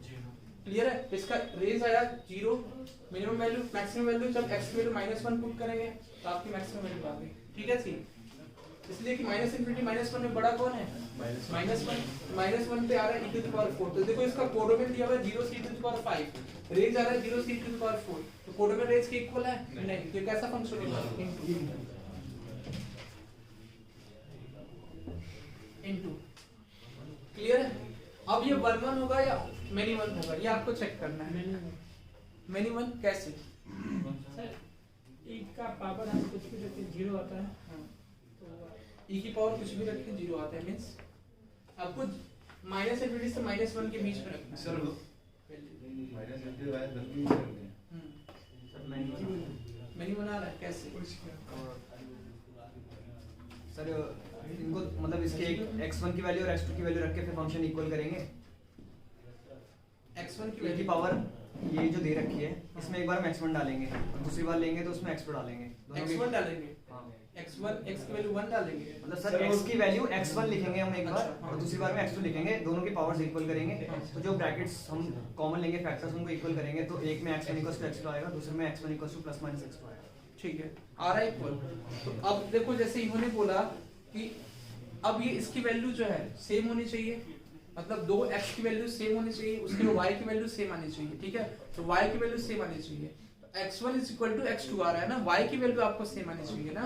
आपने क्या निकाला? शो मी दैट, कहां निकाला आपने? दिमाग में निकाल अच्छा दिमाग में। देखो जैसे फॉर एग्जांपल आपने ये किया, चलो देखो जी x1 आपने वैल्यू रखी x1 की पावर 3 -3x1 + 2 = ये आप बोल रहे हैं = x2 आपने वैल्यू रखी x2 की पावर 3 -3x2 + 2, ठीक है। ये आपने रखा, यही है ना। देखो x1 और x2 ये 2 और 2 तो कैंसिल आउट हो जाएगा, ठीक है। समझ में आ रहा है? अब देखो इसकी वैल्यू देखो 0 जो है ना, आपको चेक करना है कि इसकी वैल्यू कोई ऐसी वैल्यू है इसमें जिस पे रखने पे ये 0 आ रहा है, ठीक है। तो 1 और 2 दोनों पे 0 आ रहा है, ठीक है। दोनों पे 0 आएगा तो मिनिमम हो जाएगा। हम बताएंगे कैसे इसको चेक करना है, ठीक है। अभी इनका मेथड हम लोग एक बार ट्राई कर लेते हैं जो बोल रही है x1 - x1 की पावर 3 - x2 की पावर 3 और माइनस ये क्या हो जाएगा 3x1 - +3x2 = 0, तो 3 जब कॉमन लोगे ये क्या हो जाएगा -3 कॉमन लेंगे तो x1 x2 हो जाएगा इज इक्वल टू 0 और ये हो जाएगा x1 x2 into x1 का स्क्वायर प्लस x2 का स्क्वायर प्लस और ये हो जाएगा x1 x2 मेरे 2 रखने भी नहीं आ रही। ये आपका देखो x1 x2 दोनों इसमें से कॉमन हो जाएगा तो x1 is equal to x2 आएगा ना इसमें से दूसरा फैक्टर तो दो फैक्टर होंगे। हाँ दूसरा फैक्टर क्या हो जाएगा x1 दूसरा फैक्टर हो जाएगा आपका x1 का होल स्क्वायर प्लस x2 का whole square plus x1 into x2 ठीक है -3 और 3 into 1 हो जाएगा तो -3 is equal to 0। इससे आपको क्या पता लगा या तो आप कुछ कर ही नहीं रहे इसमें y की वैल्यू आपको देखो इसकी वैल्यू सेम होनी चाहिए मतलब y की वैल्यू आपको x की वैल्यू ऐसी पुट करना है जिस पे y की वैल्यू सेम होनी चाहिए y1 is equal to y2 होना चाहिए x1 is equal to x2 तो हो सकता है ना दो की वैल्यू सेम हो सकती है तो दो की वैल्यू जब सेम होगी तो x1 is equal to x2 तो ये देखो x1 is equal to x2 आप निकाल रहे हैं दो x को सेम कर रहे हैं लेकिन यहाँ पे क्या करना है आपको किसी दो x की वैल्यू पे y की वैल्यू सेम लानी है अगर वो नहीं आता है तो फिर 1 1 फंक्शन हो जाएगा क्लियर है जी पॉइंट ये तो x की वैल्यू दो होनी चाहिए अलग अलग और उस पे y की वैल्यू सेम होनी चाहिए समझ में आ रहा है पॉइंट अब देखो इसमें देखो समझ लो x³ - 3x + 2 दिया हुआ ये क्यूबिक ग्राफ है क्यूबिक और हमको बताए थे ग्राफ बनाना ग्राफ से चीजों को समझना आसान होता है y is equal to x³ का ग्राफ आप इसको थोड़ी देर के लिए भूल जाइए -3x + 2 मान लो आपका e⁻x³ होता समझ में आ रहा है x³ अगर होगा और इसमें भी कौन सा आपको लेना है -∞ से -1 वाला ही लेना है ठीक है x³ का ग्राफ जो होता है ना x³ क्यूबिक इक्वेशन का वो इस तरह से ग्राफ होता है this is your x this is your y and this is your -(x) and this is your -(y) समझ में आ रहा है जी सबको तो इस तरह से जब ग्राफ होगा और इसमें कौन सी वैल्यू लेनी है -∞ से -1 वाली ही वैल्यू लेनी है यही तक लेनी है ये तो इसमें देखो इसका नेचर जो है वो कैसा है ग्राफ को आप कभी भी ड्रॉ कर रहे हो line parallel to x axis तो एक ही पॉइंट पे कट कर रहे हैं कभी दो पॉइंट आ रहे हैं कुछ नहीं अगर इसमें x² आता तब आपको चेक करना होता तो ये देखो ग्राफ हमेशा एक ही पॉइंट पे कट कर रहा है तो हमेशा क्या हो जाएगा 1 1 ही होगा इवन 1 नहीं हो सकता ठीक है जी आपका जो 2 आ रहा था आप चेक कीजिए एक बार 2 पे जो है और 1 पे सेम वैल्यू नहीं आएगी तो क्या हो जाएगा आपका 1 1 फंक्शन होगा तो 1 1 into this will be 1 1 into लिख लिया सब लोगों ने काफी ज्यादा वो हो गया इसमें इसको मिटा देते हैं ठीक है इरेज कर देते हैं लिख लिया सब लोगों ने जो डाउट थे वो दे दीजिए यहाँ पे देखिए सब लोग करेंगे सॉल्व इसको मैनी 1 into आ रहा है कौन सा आ रहा है मैनी 1 into आ रहा है सबका many 1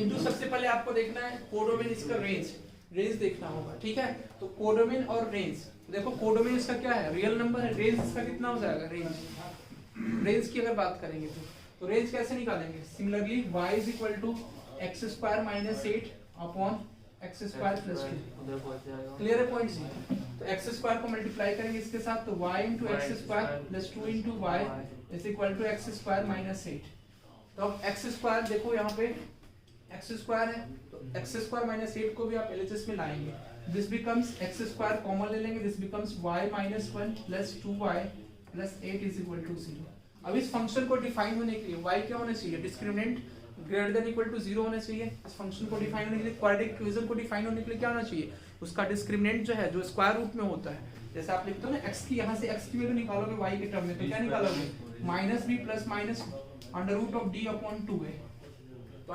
√d/2a this point is clear to all of you और नॉट तो स्क्वायर रूट में क्या है d है डिस्क्रिमिनेंट क्या होना चाहिए हमेशा ग्रेटर देन इक्वल टू 0 होना चाहिए अगर ये x की वैल्यू अगर आपको डिफाइन चाहिए तो क्लियर है पॉइंट बाकी नेगेटिव में आएगी तो आयोडा तो होगा ही होगा तो इस केस में आप क्या लिखेंगे y माइनस अब तो b की वैल्यू क्या है b की वैल्यू यहाँ पे देखो 0 है x का कोई टर्म इसमें है नहीं है ठीक है तो b² - 4ac = 0 ठीक है जी x² में क्वाड्रेटिक इक्वेशन है x² में हम ले रहे हैं क्वाड्रेटिक इक्वेशन क्लियर है b की वैल्यू मतलब x का कोई टर्म होना चाहिए था वही तो b होता है b की वैल्यू यहाँ पे 0 है तो 0 का होल स्क्वायर -4 into a कितना है a है आपका y - 1 into c की वैल्यू कितनी है 2y + 8 ये पूरा c हो जाएगा ग्रेटर देन इक्वल टू 0 समझ में आया 0 की पावर 4 ये तो आपका कैंसिल आउट हो जाएगा अब देखो माइनस से मल्टीप्लाई करोगे तो लेस देन इक्वल टू 0 हो जाएगा। देखो इसमें से 4 कॉमन लेंगे, इसमें से 2 कॉमन लेंगे, दोनों को राइट हैंड साइड में ट्रांसफर कर दो तो 0 बन जाएगा, ये भी 0 बन जाएगा। क्लियर है जी? 4 0/4 हो जाएगा और इसमें से 2 कॉमन ले लो, this becomes y - 1 and this becomes y + 4 और अपॉन इस रिजल्ट 2 तो 0/4 * 2 ये पूरा 0 बन जाएगा। क्लियर है सबको जी? तो पॉइंट अब देखो y - 1 = 0 पुट करोगे तो 1 आएगा एंड y + 4 = 0 करोगे, यहां से y की वैल्यू किसके किसके बीच में आएगी तो आप यहां से देख सकते हैं। तो देखो y = y + 4 = 0, y = -4, y - 1 = 0 ना ये हो जाएगा -∞ से ∞। तब आपको इसको फाइंड आउट करने की जरूरत नहीं है, ठीक है जी? यहाँ पे जो है फाइंड आउट इसको करने की जरूरत नहीं है। क्या करेंगे आप, ये रियल नंबर इसका कोडोमेन है, रेंज क्या हो जाएगा, कोई एक फिक्स्ड इंटरवल है। इक्वालिटी का साइन चेंज क्यों हुआ? माइनस था इसलिए कि माइनस था, 0 माइनस था ना यहाँ पे, b स्क्वायर माइनस 0 माइनस यहाँ पे था लिखा हुआ तो माइनस इनइक्वालिटी का डायरेक्शन थी। क्लियर है पॉइंट? तो देखो यहाँ पे कुछ डिफाइंड इंटरवल में ही आएगा, जो रेंज है वो डिफाइंड इंटरवल में ही आएगा, इसलिए कि लेस देन इक्वल टू 0 किसमें होगा, माइनस ये किसके बीच में होगा, -4 से 1 के बीच में ही होगा। तो -4 से 1 के बीच में अगर आप इसको फाइंड आउट करेंगे तो उसी डिफाइंड इंटरवल में रेंज आ रहा है, लेकिन कोडोमेन इसका क्या दिया हुआ r, ये कैसा फंक्शन हो जाएगा, इनटू फंक्शन ऑन टू और इनटू में आपने चेक कर लिया, codomain is not equal to range here, ये आपका हो जाएगा इनटू। समझ में आया जी? What about many one 1 1 many one function में क्या होता है, मेनी वन समझ में आया कैसे, स्क्वायर है इसलिए कैसे, हाँ अगर आप x की वैल्यू 1 पुट करते हो तब भी आपका सेम आंसर हो जाएगा और -1 पुट करोगे तब भी सेम, आप चेक कर सकते हैं। स्क्वायर में यही तो होता है, x की वैल्यू अगर आप यहाँ पे 1 पुट करोगे तब भी x स्क्वायर उसका हो जाएगा 1 और यहाँ पे x की वैल्यू अगर -1 पुट करोगे तब भी x स्क्वायर क्या हो जाएगा। समझ में आया सर? ये मेनी वन सर, उसमें मेनी वन इनटू यस, हाँ जी आप बोलिए सर एक क्वेश्चन था, उसमें जो क्वाड्रेटिक इक्वेशन बनी थी ये y² के टर्म्स में बनी थी, हाँ। और सर रेंज निकालनी थी तो फिर रूट्स निकालेंगे, y² के टर्म में बनी थी और रेंज सर कोएफिशिएंट जो था वो x के टर्म्स में, सर ऐसा कुछ था कि फंक्शन f(x) = अंडर रूट में था शायद, f(x) = अंडर रूट में, अंडर रूट में था और अंडर रूट में सर कोई वो था एक्सप्रेशन था, अंडर रूट में कोई एक्सप्रेशन था, तो बताए तो हैं इसको फंक्शन का निकालना, f(x) फर्स्ट ही क्वेश्चन था हमारा रेंज का। अब ध्यान नहीं दिएगा 3x² + 5x + 6 ये फर्स्ट ही क्वेश्चन था रेंज का हमारा, ये f(x) = समथिंग स्क्वायर रूट में हमने लिखा था 3x² + 5x + 6 ऐसे लिखा हुआ था, इसको y मान लो ना, y मान के √3x² + 5x + 6 और ये स्क्वायरिंग करोगे तो y² हो जाएगा और फिर लेकिन यहाँ पे x² में आपको क्या करना है, क्वाड्रेटिक बनाना है, y² ये कांस्टेंट टर्म की तरह आप इसमें ट्रीट करोगे। क्लियर है पॉइंट? ये तो फर्स्ट ही क्वेश्चन था हमारा रेंज का, फर्स्ट क्वेश्चन था। ओके जी बनाइए सब लोग 49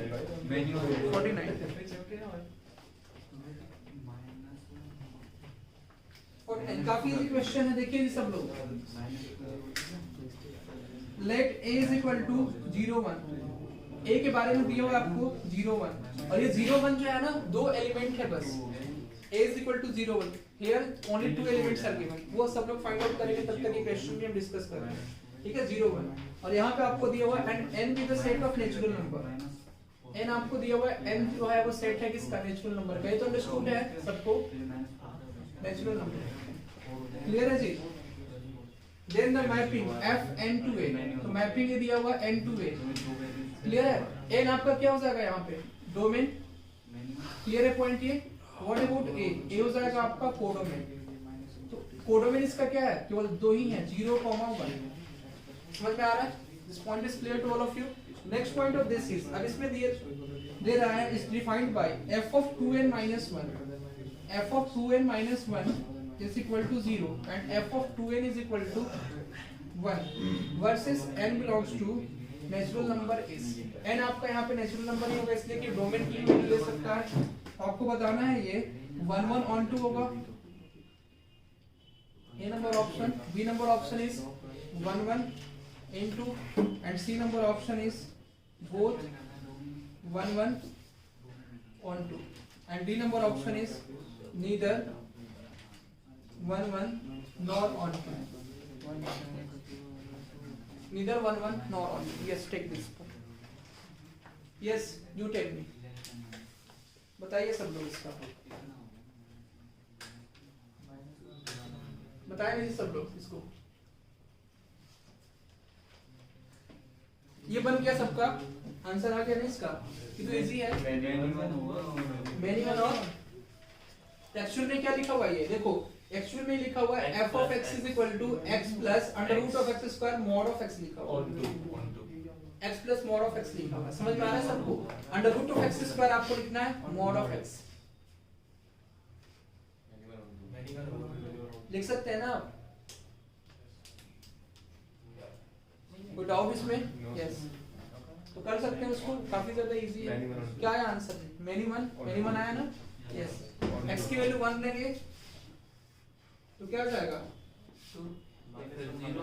2 आएगा, और -1 लेंगे तो 0 आएगा, और 0 लेंगे तो 0 आएगा। हाँ -1 अगर आप लेंगे तब भी ये क्या आ रहा है? -1 मींस 1 प्लस ये हो जाएगा -1 प्लस 1, ये हो जाएगा 0, और f ऑफ x की वैल्यू मतलब 0 ले रहे हैं f ऑफ 0 तब भी 0 आएगा, ठीक है? तो -1 पे भी 0 आ रहा है, 0 पे भी 0 आ रहा है, इसका मतलब ये मैनी वन हो जाएगा। और ऑन टू होगा या इन टू होगा? ऑन टू कैसे? Codomain is equal to range, इसलिए कि x जो है ना इसमें x सभी वैल्यूज को ले लेगा, ठीक है? तो ऑन टू हो जाएगा, तो r हो जाएगा, ठीक है? तो मैनी वन। नेक्स्ट ये क्वेश्चन फाइंड आउट कीजिए, इजी क्वेश्चन है बिल्कुल, कितना इजी है ना? रे इसका कोडोमेन 0,1 दिया हुआ है। अब देखो f ऑफ 2n - 1 की वैल्यू दी गई है 0 एंड f ऑफ 2n आपको दिया हुआ है 1, ठीक है जी? और n आपको बोला जा रहा है कि n जो है कोई नेचुरल नंबर है, तो n नेचुरल नंबर है, तो n की वैल्यू अगर आप 1 पुट करेंगे तो 1 जब पुट करते हैं तो f ऑफ 2 कितना आ जाएगा यहाँ पे? 1, और f ऑफ देखो यहाँ पे ये जो इवन आएगा ये इवन आएगा, ठीक है? 1 2 पुट करते हैं तो इवन आ जाएगा, 2 4 आएगा, ठीक है जी? एंड ये हो जाएगा आपका एक्चुअली क्या दिया हुआ है? ये 6 हो जाएगा इज इक्वल टू 1, तो इवन नंबर पे 1 आ रहा है, क्लियर है? अगर ये 2n क्या होता है? 2n एक फॉर्म ही तो होता है, even number is always of the form 2n या 2m बोलते हैं ना, तो ये इवन नंबर का ही फॉर्म है, तो इवन नंबर जब ले रहे हैं तो 1 आ रहा है, means 2 4 6 up to so on, तो ये नेचुरल नंबर ही है आपका। 2 4 6 1 पे हमेशा 1 आ रहा है, मतलब ये कैसा फंक्शन होगा? मिनी वन होगा, 1 1 तो नहीं होगा। ये तो अंडरस्टूड है ना ये पॉइंट? अंडरस्टूड है, इसलिए कि x की n की डिफरेंट वैल्यूज पे n के डिफरेंट वैल्यूज पे जो है वो क्या आ रहा है? सेम ही आ रहा है, 1 आ रहा है। तो यहाँ से आपको समझ में आया कि वो 1 1 नहीं है, ठीक है? तो नीदर 1 1 वाला, तो नीदर 1 1 नॉट ऑन टू, ये होना चाहिए, ठीक है जी?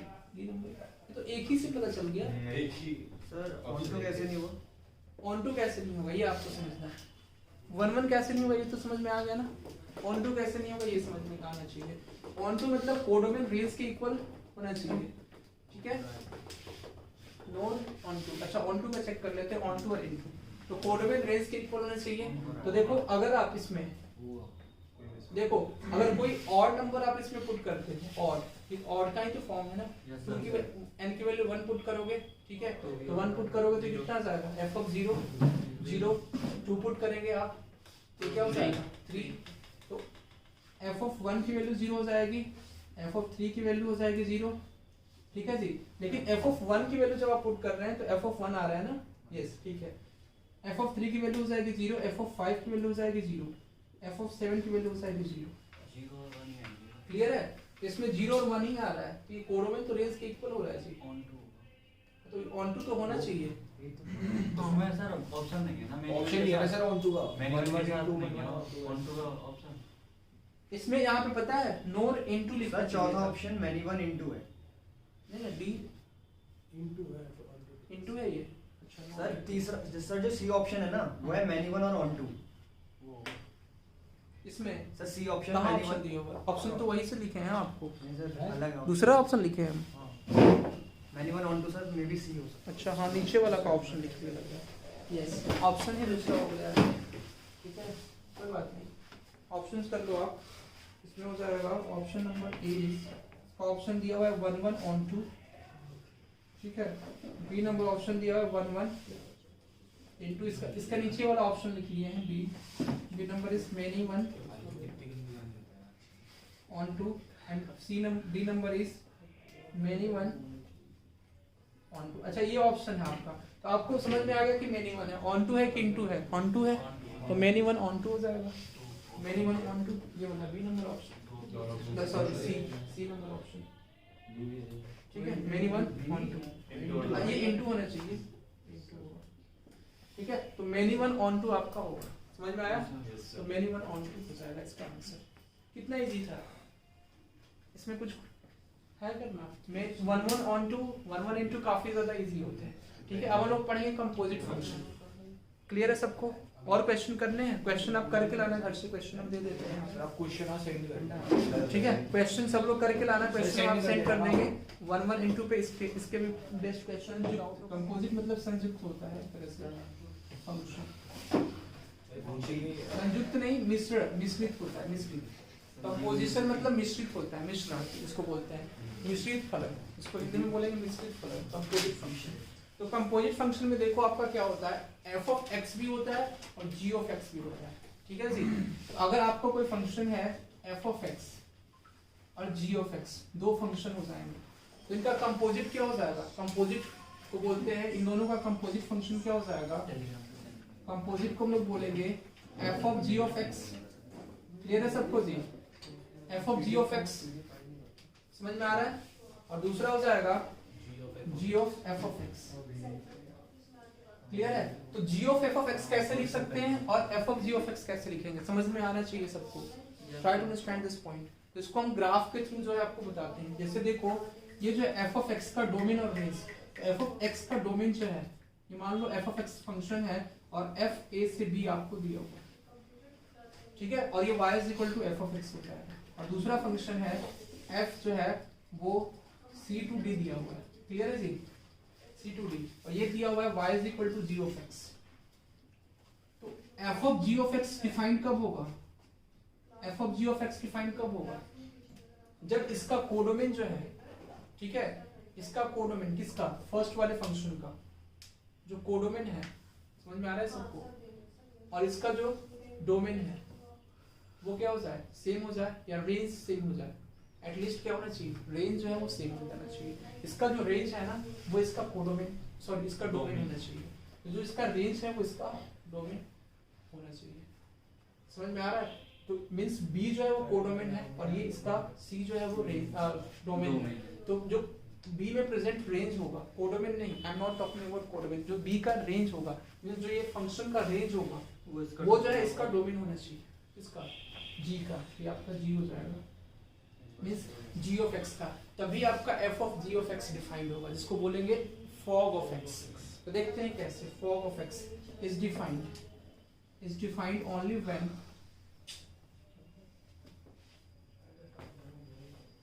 इज डिफाइंड ओनली व्हेन, ठीक है, कब डिफाइन होगा उसको हम लोग देखेंगे।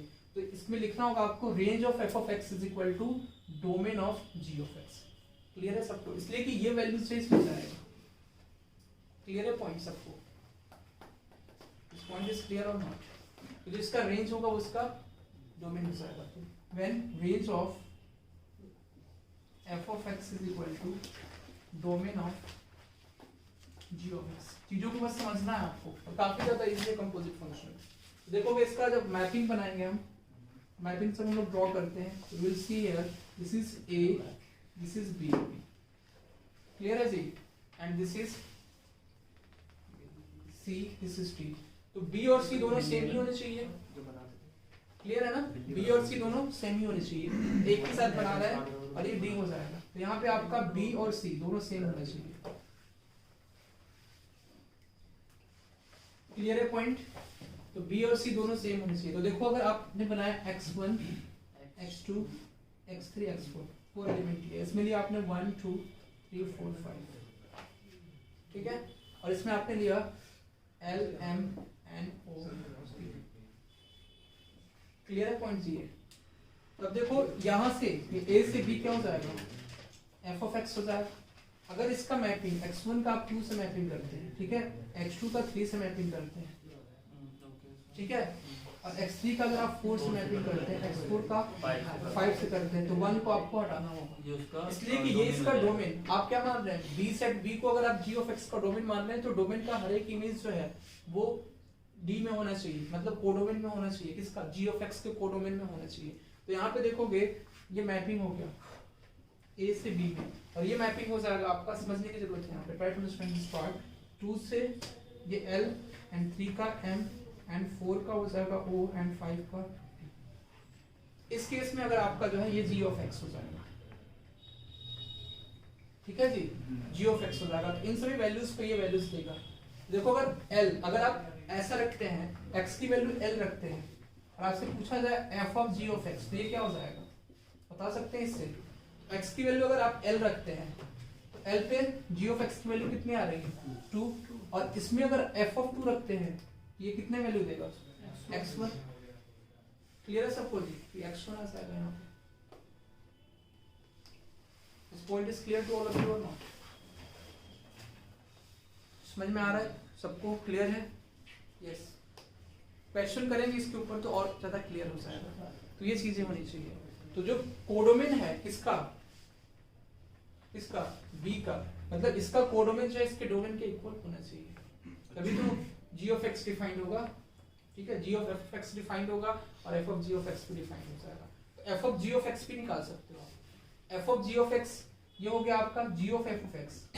अगर g of f of x के बारे में अगर देखोगे तो b is equal to c है, तो एफ ऑफ एक्स पहले ले रहे हैं, तो एक्स की वैल्यू में क्या होगा, एफ ऑफ एक्स की value, F of x value मतलब x1 हम जब आप पुट करेंगे तो उस पे इसकी वैल्यू कितनी आ रही है, f1 की वैल्यू मींस x की वैल्यू जब आप x1 लेंगे तो ये हो जाएगा g ऑफ f x1, और x1 पे f ऑफ x की वैल्यू कितनी आ जाएगी जी, x1 पे इसकी वैल्यू आ रही है 2, तो g ऑफ f ऑफ 2, तो f ऑफ x1 हो जाएगा g ऑफ 2।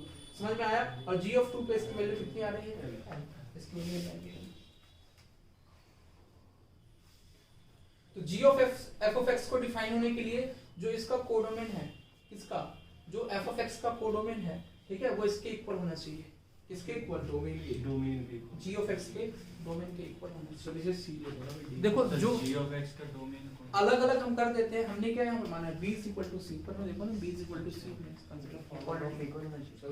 अब यहाँ पे ध्यान दीजिए, अब कैसे आपको समझना है और आपको कैसे याद रखना है, मतलब इस चीज को माइंड में। देखो जो अंदर में होगा, ठीक है, जो भी फंक्शन अंदर में होगा उसका कोडोमेन नहीं तो रेंज इसके डोमेन के इक्वल होना चाहिए, किसके, बाहर वाले फंक्शन के। बस आपको ये समझना है। जैसे f of g of x लिखा हुआ है, एक लाइन में आपको ये समझना है, f of g of x लिखा हुआ है, इसको डिफाइन होने के लिए जो g ऑफ x है, f ऑफ x के अंदर क्या है आपका g of g of x, और फिर g ऑफ x, तो इसका जो रेंज होगा ना, रेंज वो इसके डोमेन के इक्वल होना चाहिए। इसका जो कोडोमेन है वो f ऑफ x के डोमेन के इक्वल होना चाहिए। समझ में आ रहा है सबको? तो ऐसे भी लिख सकते हैं सर कोडोमेन या रेंज, कोडोमेन या रेंज दोनों बोल सकते हैं, रेंज भी बोल सकते हैं, कोडोमेन भी बोल सकते हैं, ठीक है जी, समझ में आ रहा है? तो codomain of g is equal to domain of f। यहाँ पे आप लिख सकते हैं, तो जो अंदर होगा उसका कोडोमेन, ठीक है जी, और जो बाहर होगा उसका डोमेन आपको लिखना है। तो codomain of g of x is equal to domain of f of x। Clear है? अगर आपको g of f of x पूछा जा रहा है, g of f of x define होने के लिए क्या होना चाहिए, g of f of x को डिफाइन होने के लिए जिसके अंदर है इसका क्या होना चाहिए, कोडोमेन या रेंज, कोडोमेन या रेंज दोनों बोल सकते हो। तो codomain of f of x को होना चाहिए, codomain of f of x को होना चाहिए वो आपका domain of g of x होना चाहिए। उल्टा लिख दिया जाए, क्लियर है point? Domain of g of x होना चाहिए, उल्टा लिख दिया क्योंकि वहाँ पे sir f of g of x को डिफाइन होने के लिए range of f of x था, इसमें सर g of x है। कहाँ पे? अरे हाँ इसका मतलब बाहर वाले की रेंज अंदर वाले के डोमेन के इक्वल होनी चाहिए। बाहर वाले की, सर बाहर वाले की रेंज अंदर वाले के डोमेन के इक्वल होनी चाहिए। अगर बाहर वाले की रेंज जो है हाँ वो अंदर वाले के डोमेन के इक्वल होनी चाहिए, क्योंकि सर उस लाइन में यही उल्टा लिखा लिख हुआ है। दिया। कहाँ पे लिखा हुआ है? सर देखो ना, range of f equals to domain of g लिख दिया है। Range of f of x is equal to domain of sir f बाहर है, f ऑफ x बाहर है, तो इसका रेंज जो है वो इसके डोमेन के इक्वल, इसके डोमेन के इक्वल इसकी रेंज। नहीं तो ये उल्टा है ना, फिर ये आपका उल्टा है, वो ठीक है, ठीक है। रेंज ऑफ यहाँ पे हो जाएगा g of x is equal to domain of f of x, ठीक है, ये होगा, वो ठीक है। तो यहाँ पे कोडोमेन भी लिख सकते हैं, रेंज भी लिख सकते हैं, ठीक है ना जी, यहाँ पे रेंज भी लिख सकते हैं, कोडोमेन भी लिख सकते हैं। This is your range and this is your codomain. समझ में आया सबको? तो तो क्वेश्चन हम लोग इसके ऊपर करते हैं, तो बस इसमें यही पॉइंट है समझना है कंपोजिट फंक्शन में, बाकी इसके ऊपर क्वेश्चन है, तो क्वेश्चन करेंगे सब लोग, समझ में आ रहा है? ओके, क्वेश्चन करेंगे सब लोग।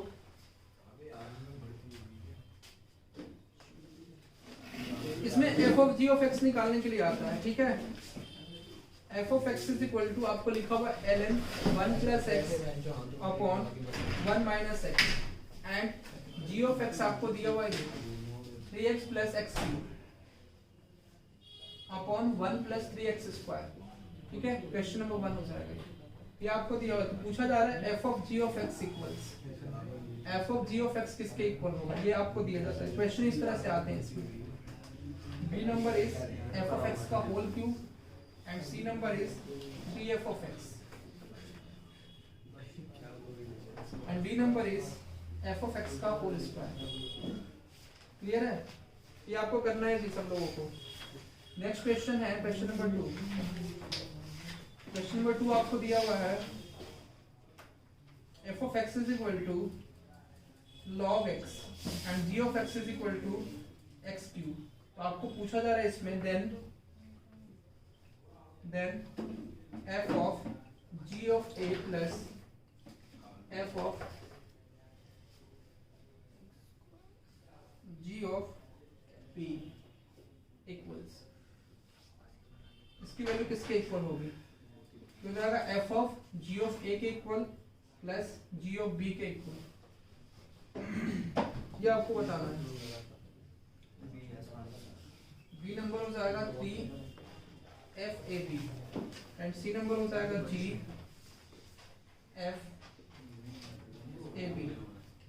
एंड फोर्थ नंबर हो जाएगा D number option A G F of A plus F of B। Define हमेशा ज्यादा डिफाइन ही देते हैं ना, ये फाइंड करने के लिए डिफाइन होता नहीं। देखो फाइंड करने के लिए तभी देते हैं जब डिफाइंड होता है, ऑलरेडी वो फंक्शन डिफाइंड होता है, समझ में आया, तभी फॉग निकालने के लिए देंगे। इसको फॉग भी लिखा जाता है, F of g of x को क्या लिखते हैं हम लोग, फॉग ऑफ एक्स, ऐसे भी लिख सकते हो जी, ध्यान देना, इसको लिखते हैं हम लोग फॉग ऑफ एक्स, इसको लिख लेना आप लोग फॉग ऑफ एक्स एंड इसको हम लोग लिखते हैं Gauff of x, you can write down Gauff of x, तो फॉग ऑफ एक्स भी लिखते हैं हम लोग और गॉफ ऑफ एक्स भी लिखते हैं। क्लियर है पॉइंट सबको? Yes, this point is clear to all of you ना। अब इसको करेंगे आप इजी, आज एक्स्ट्रा क्लास होगी, देखते हैं एक्स्ट्रा क्लास ले लेते हैं। ये फिनिश ही हो गया ऑलमोस्ट, थोड़ा सा क्वेश्चन बाकी है और एक लास्ट है आपका इनवर्स फंक्शन। इनवर्स कब डिफाइन होगा, तो इनवर्स होने के लिए 1 1 ऑन 2 होना चाहिए फंक्शन को, ये तो सबको पता ही है, ठीक है। बस ये लास्ट है इनवर्स, इसके बाद हो जाएगा फिनिश हो जाएगा। संडे को बुला लेना घर, ठीक हाँ है सर, संडे को लेना संडे एक साथ क्यों भाई, होगी क्यों लेना क्लास। संडे? क्लियर है पॉइंट ये यहाँ पे ध्यान दीजिए, यहाँ पे ये कैसे फाइंड आउट करेंगे, देखिए प्लीज कीप साइलेंट, यहाँ पे देखिए सब लोग, g ऑफ x की वैल्यू इसमें पुट कर दो, g ऑफ x की वैल्यू क्या है 3x plus x cube upon 1 plus 3x square, तो ये g ऑफ x की वैल्यू आ जाएगा। क्लियर है जी? अब f ऑफ दिस, अब देखो x की जगह पे क्या आपको पुट करना है 3x plus x cube upon 1 plus 3x square, तो पुट कर लेंगे ना, वैल्यू फाइंड आउट कर लेंगे। f of x is equal to आपको मतलब f ऑफ दिस की पूरा इज इक्वल टू क्या लिखेंगे ln 1 प्लस x की जगह पे हो जाएगा 3x plus x cube upon 1 plus 3x square and this becomes, ये लिखोगे 1 minus 3x plus x cube upon 1 plus 3x square. Clear है? ये पॉइंट हो जाएगा, इसको सॉल्व कर लोगे ना, ये पॉइंट सॉल्व कर लेंगे आप, तो 1 plus 3x, don't do this, 1 plus 3x square plus 3x plus 3x plus x cube upon 1 plus 3x square upon क्या लिखेंगे 1 plus 3x square minus 3x plus x cube upon 1 plus 3x square, तो 1 plus 3x square तो cancel out हो जाएगा और बाकी check कर लेना कितना आ रहा है, किसके इक्वल आ रहा है, तो ये g ऑफ x के इक्वल 3f ऑफ x के इक्वल आएगा सर, b क्या है कॉमन आ जाएगा, b के इक्वल आ रहा है, हां होल क्यूब हो जाएगा। क्लियर है? इसलिए कि 1 प्लस x का होल क्यूब हो जाएगा और नीचे में हो जाएगा 1 माइनस x का होल क्यूब। कर लोगे सब लोग? b एक्चुअल में ये आएगा b का। सर वैल्यू रख के नहीं कर सकते? वैल्यू रख के भी आप कर सकते हैं, वैल्यू रख के भी कर सकते हैं, इजी है ना। अब देखो वैल्यू रख के कैसे करेंगे, 2 इतना ही नहीं करना है, वैल्यू रख के भी करना है। x की वैल्यू आप या तो 2 रख लो या 1 रख लो, ठीक है। 1 रखोगे तो अनडिफाइंड हो जाएगा, 2 रख सकते हैं आप, तो 2 रख के आप कर सकते हैं, ठीक है जी। तो x की वैल्यू यहाँ पे 2 रख दीजिए, तो यहाँ पे भी x की वैल्यू 2 रखनी होगी, समझ में आ रहा है। एक्स की वैल्यू यहाँ पे 2 रखो और यहाँ पे भी 2 रखो और वहां से फिर आप फाइंड आउट करना। समझ में आया? तो एक्स की वैल्यू 2 रख के भी आप फाइंड आउट कर सकते हो, ऐसे भी फाइंड आउट कर सकते हो। नेक्स्ट पार्ट कर सकते हो ना आप लोग, नेक्स्ट पार्ट घर से करके आना, उसके बाद नेक्स्ट क्लास में हम लोग डिस्कस करेंगे इसके बाद का। थोड़ा सा कंपोजिट फंक्शन है और इनवर्स है बस, उसके बाद फिनिश है चैप्टर में कुछ